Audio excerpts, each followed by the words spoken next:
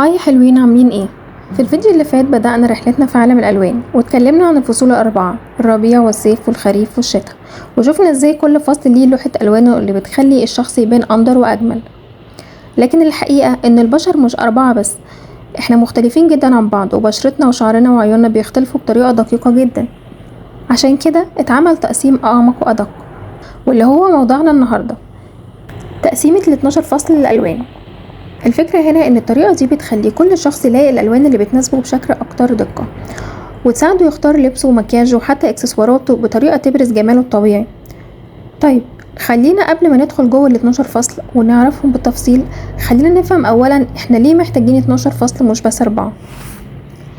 زي ما قلنا قبل كده، الفصول الأربعة بتدي اتجاه عام شوية وبتعتمد على شقين رئيسيين، وهما درجة اللون والعمق. لكن لما لاحظنا ان ده مش كفاية، فاضاف عنصر ثالث مهم جدا، وهو صفاء اللون، وده اللي بيحدد مدى قوة اللون، هل هو واضح مشرق او متوسط او مطفي ومايل للرمادي. وهنا ظهر تقسيم ال 12 فصل، لانه بيدمج الثلاث عناصر مع بعض. يعني بدل ما نقف عند الوان دافية او باردة فاتحة او غامقة، بقينا نضيف كمان صفاء اللون، سواء كان صافي ومشرق او مطفي وناعم. فبقى عندنا 6 صفات أساسية للألوان: دافي وبارد، فاتح وغامق، صافي ومشرق أو مطفي وناعم.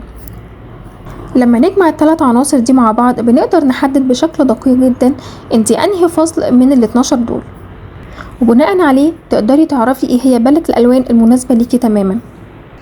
خلينا نوضح ده بمثال بسيط. قبل ما نضيف عنصر صفاء اللون، كنا بنحدد ألوان الصيف عبارة عن بارد وفاتح، والشتاء بارد وغامق. لكن لما نضيف لهم عنصر الصفاء، هنلاقي ان كل فصل بيتفرع ل3: السوفت سمر والكول سمر واللايت سمر. السوفت سمر اللي هو بيكون الوانه هاديه ومطفيه شبه الوان الغيوم او البحر الضبابي، والكول سمر الوانه بتكون انعم وابرد، زي اقرب لتدرجات الفاتحه البارده زي الازرق التلجي. واللايت سمر الوانه بتكون افتح واخف زي الباستل المائي. وكمان الشتاء بينقسم عندنا لبرايت وينتر وكول وينتر وديب وينتر. البرايت وينتر اللي هو الوانه صافيه وقويه جدا زي الفوشيا والتركواز، والكول وينتر اللي هو الوانه ابرد بكتير زي الازرق التلجي والرمادي الفضي. والديب وينتر اللي هو الوانه بتكون غامقه وغنيه زي النبيتي والزمردي. وبنفس الفكره، كل فصل من الاربعه: ربيع وصيف وخريف وشتاء، بيتفرع ل3، وبكده يبقى عندنا 12 فصل كاملين. دلوقتي بعد ما فهمنا ازاي صفاء بيغير تقسيم الفصول، خلينا نشوف بسرعة كل فصل من الفصول ال 12 ونعرف الوانه المميزة، وبعد كده في الفيديوهات الجاية هنبدأ ان احنا نشوفهم بالتفصيل. واول فصل معانا هو الكلير سبرينج، وهو بيكون الوانه صافية ومشرقة زي المرجان والتركواز. والورم سبرينج وهو بيكون الوانه دافية زي الذهبي والبرتقالي. واللايت سبرينج الوان فاتحة وناعمة زي الخوخي والنعناعي.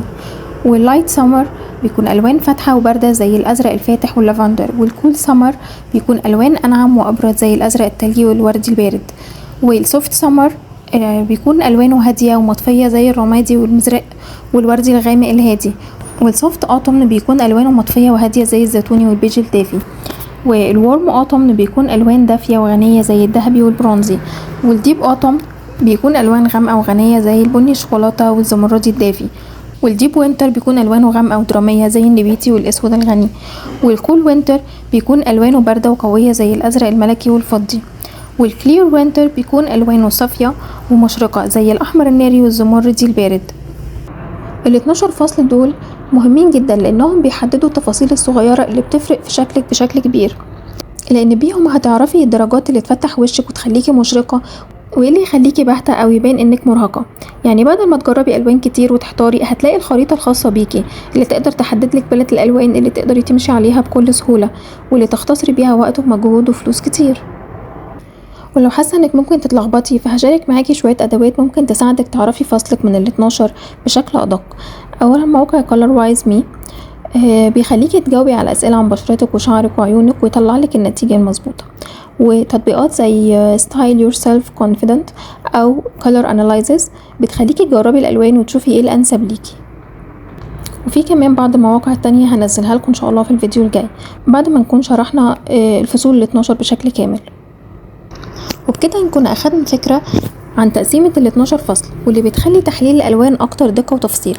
وفي الفيديو الجاي هنبدأ نشرح 6 صفات للون، وهنتعرف على السمات الرئيسية والثانوية ليهم، وهنشرح ازاي نستخدمهم علشان نختار ألوان اللبس والمكياج والإكسسوار بطريقة مثالية.